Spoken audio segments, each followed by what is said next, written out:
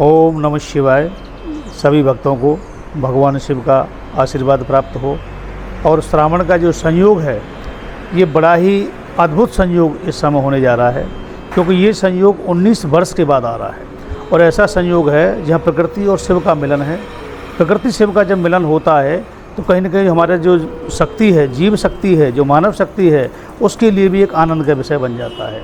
इस श्रावण मास की बात करूं तो ये जो श्रावण मास है ये 2 महीने का होगा। 2 महीने का इसलिए होगा कि इसमें अधिक मास, जिसको कहते हैं पुरुषोत्तम मास, कुछ लोन मास भी बोलते हैं, ये मास भी इसमें जुड़ जाएगा। तो इससे और अच्छा संयोग हो जाएगा भक्तों के लिए।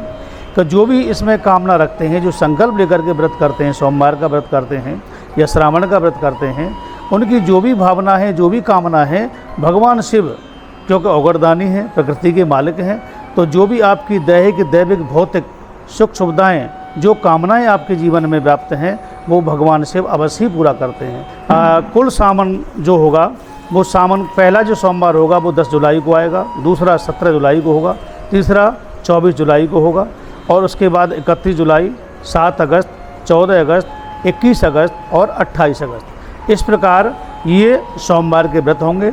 इन व्रतों को कहते हैं कि जो भी अपने मन से, वचन से, संकल्प के द्वारा करता है, क्योंकि भगवान का जो अभिषेक है अपनी अपनी क्रियाओं के द्वारा होता है। रुद्री पाठ के द्वारा जो भगवान का अभिषेक होता है, गन्ने के रस से आप कराएं, दूध से कराएं, गंगा जल से कराएं और पंचामृत के द्वारा कराएं, सरसों के तेल से कराएं, घृत से कराएं, तो जहाँ उसमें विधान लिखा हुआ है शिव पुराण के अंदर कि जिस तरीके से आप उसको करेंगे वैसे ही आपको उसकी कामना आपकी पूरी उसमें हो जाएगी।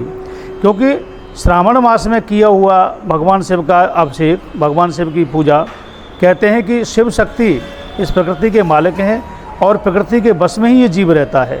और जब ये कामना करता है अपनी इच्छाओं की, तो भगवान शिव ही ऐसे अवगरदानी महादेव हैं, जिनको महादेव कहा गया है, कि वो बड़े प्रेम से इसके लिए सर्वस्व प्रदान कर देते हैं और सब कामनाओं की पूर्ति कर देते हैं। पंडित जी, इस बार 8 सोमवार है, तो क्या भक्त 8 सोमवार के व्रत करेंगे? जी हाँ, इस समय 8 सोमवार पड़ेंगे जो मैंने अभी तारीख बताई।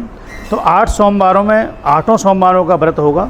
और व्रत में फलाहार कर सकते हैं, दूध से व्रत रख सकते हैं। इसमें नमक का सेवन बिल्कुल नहीं करना है। और संकल्प के द्वारा करें, मन, वचन, कर्म के द्वारा। देखो, क्रियाएं जो होती है, पूजा जो होती है, वो 3 प्रकार की है, मन से, वचन से और कर्म के द्वारा। अपने मन को भी शुद्ध रखें, अपनी बोली को, वचन को भी शुद्ध रखें, और अपनी भावनाओं के द्वारा अपने हाथों से परोपकार की सेवा करें। क्यों कि जब समाज की सेवा करते हैं, किसी गरीबों के, दीन दुखियों की सेवा आप व्रत में करते हैं, तो व्रत का प्रभाव ज़्यादा बढ़ जाता है। खाली ये नहीं है कि हमने आज व्रत रखा है और हम किसी से बुरा बोल रहे हैं, गलत वचन बोल रहे हैं, किसी के साथ गलत व्यवहार कर रहे हैं, तो उस व्रत का कोई लाभ आपको प्राप्त नहीं हो सकता है।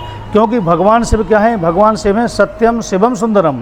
क्योंकि जो सत्य है वही शिव है और वही सुंदर है।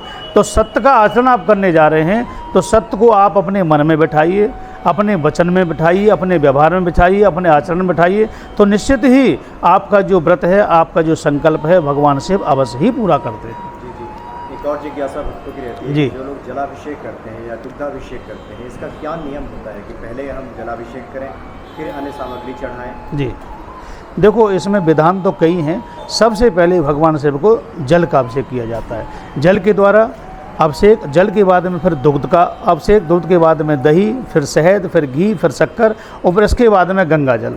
गंगा जल के बाद में फिर शुद्ध जल चढ़ाइए। शुद्ध जल के बाद में भगवान को चंदन लगाइए, चंदन बड़ा प्रिय है। चंदन के बाद में बेलपत्र, और बेलपत्र कम से कम 11 मतलब कम से कम 11 बेलपत्र भगवान को चढ़ाने चाहिए।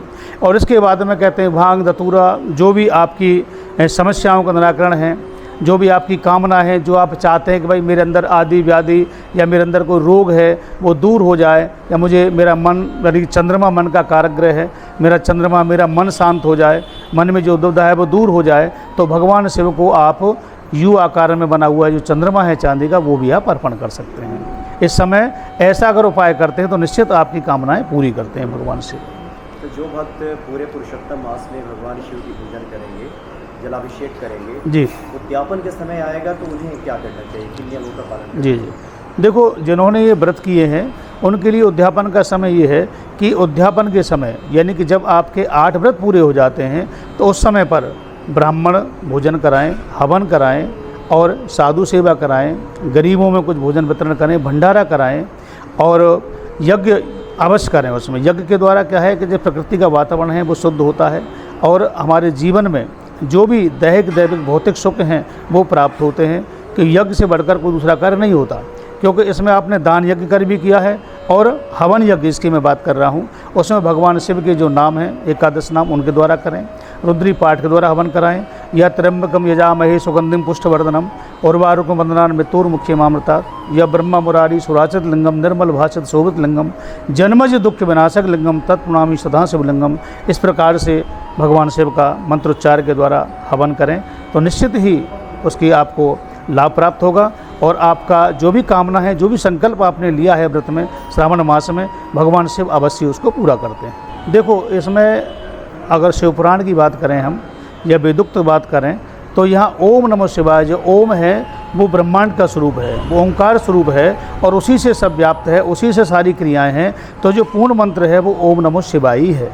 ओम नमः शिवाय आप जपते हैं तो भगवान शिव का जो ओंकार स्वरूप है वो पृथ्वी में व्याप्त होता है, वो प्रकृति में व्याप्त होता है और उसी के द्वारा हमारा जीवन भी चलता है, हमारी सांसें भी चलती हैं। हमारी प्रकृति का जो पूरा प्रभाव है वो ओंकार पर ही टिका हुआ है। ओम से ही सबकी उत्पत्ति है, इसलिए ओम अवश्य लगाना चाहिए।